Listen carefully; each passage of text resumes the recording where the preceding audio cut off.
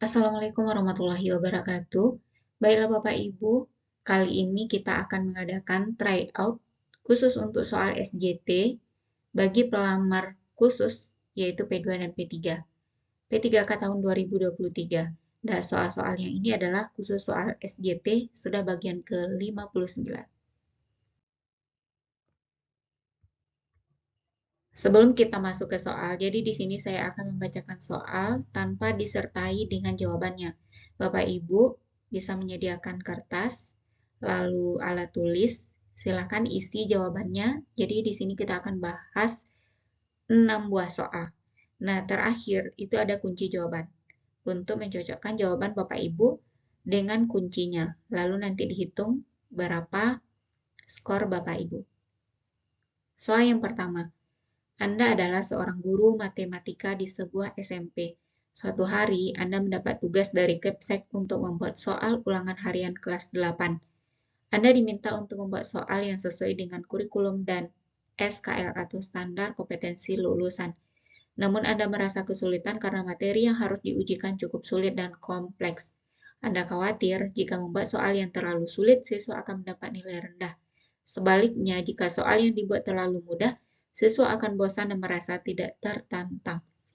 Apa yang Anda lakukan dalam menghadapi situasi ini? A. Membuat soal yang bervariasi tingkat kesulitannya mulai dari yang mudah, sedang, hingga sulit. Kemudian memberikan bobot nilai yang berbeda untuk setiap tingkat kesulitan soal. B. Membuat soal yang bervariasi tingkat kesulitannya mulai dari mudah, sedang, hingga sulit. Kemudian memberikan bobot nilai yang sama untuk setiap tingkat kesulitan soal. C. Membuat soal yang mudah agar semua siswa dapat menjawabnya dengan benar, kemudian memberikan nilai maksimal untuk semua soal. D. Membuat soal yang sulit saja agar siswa berlatih belajar lebih keras dan meningkatkan kemampuan belajar, kemudian memberikan nilai minimal untuk setiap soal. E. Membuat soal sesuai dengan kemampuan rata-rata siswa kelas 8 yang tidak terlalu sulit dan tidak terlalu mudah, kemudian memberikan nilai yang sama untuk setiap soal. Silakan Bapak Ibu ditulis jawabannya A, B, C, D, atau E.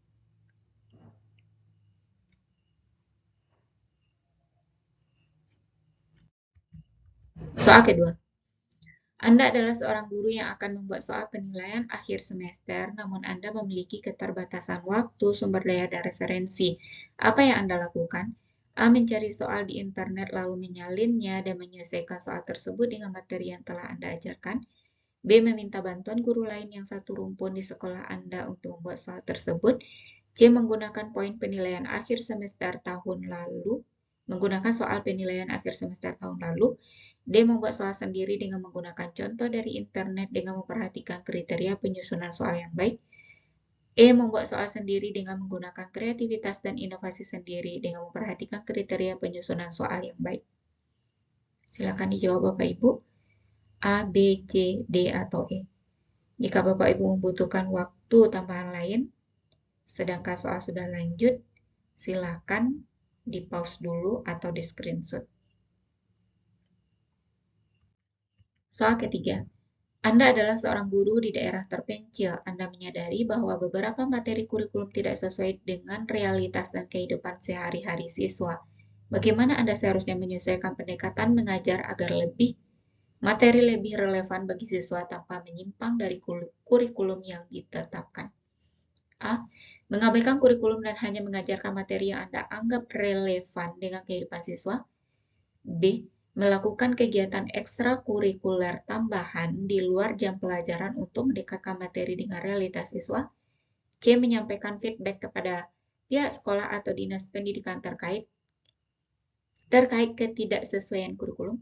D. Mengintegrasikan contoh-contoh dari kehidupan sehari-hari siswa ke dalam pembelajaran sambil tetap mengikuti kurikulum yang ada. E. Meminta siswa mengabaikan bagian kurikulum yang tidak relevan dan fokus pada materi lain.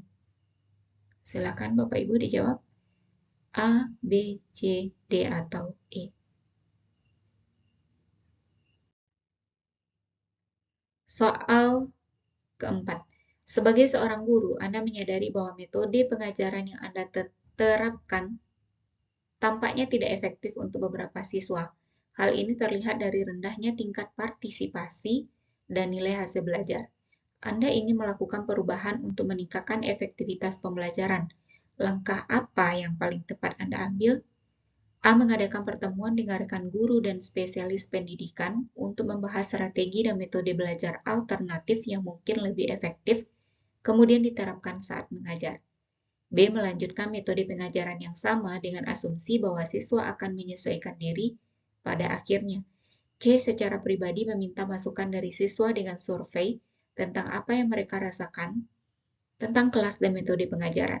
D. Langsung mengimplementasikan metode pengajaran radikal yang baru tanpa pengetahuan atau persiapan sebelumnya untuk siswa.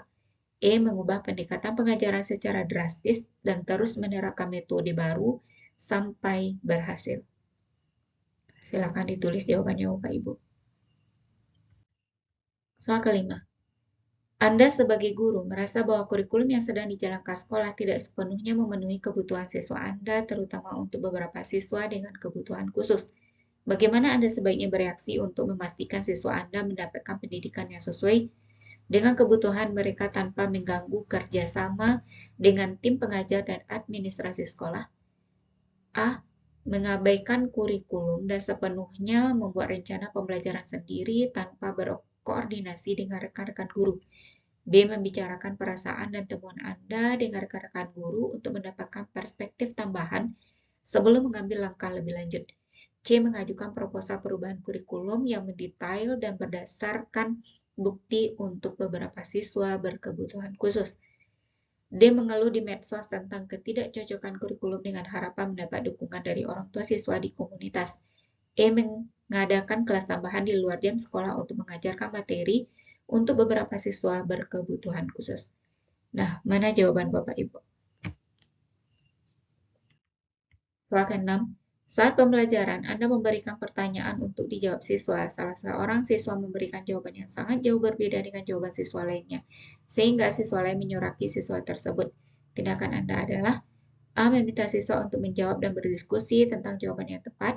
B. Meminta pendapat siswa lain mengenai jawaban yang tepat. C. Meminta siswa untuk mempelajari kembali materi yang telah disampaikan. D. Menyatakan jawaban siswa tersebut belum tepat atau kurang benar. E. Guru menjelaskan jawaban yang benar dari pertanyaan tersebut. Silakan Bapak Ibu dipilih jawabannya sebelum kita buka kunci jawabannya.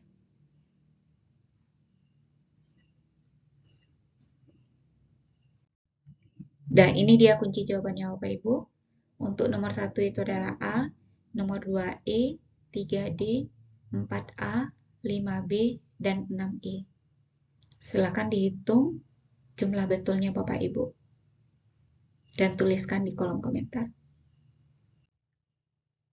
Bagi Bapak Ibu yang masih ingin memiliki file PDF, ini khusus untuk soal SJT yang pernah kita bahas dari part 1 sampai 50. Berjumlah 267 butir soal, lengkap dengan kunci jawaban.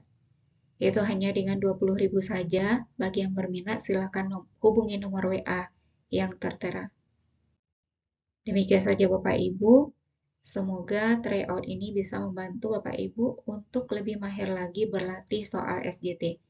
Karena waktu ujian sudah semakin dekat. Saya tetap doakan semoga Bapak Ibu lulus P3K tahun ini. Amin. Amin ya robbal alamin. Demikian saja. Assalamualaikum warahmatullahi wabarakatuh.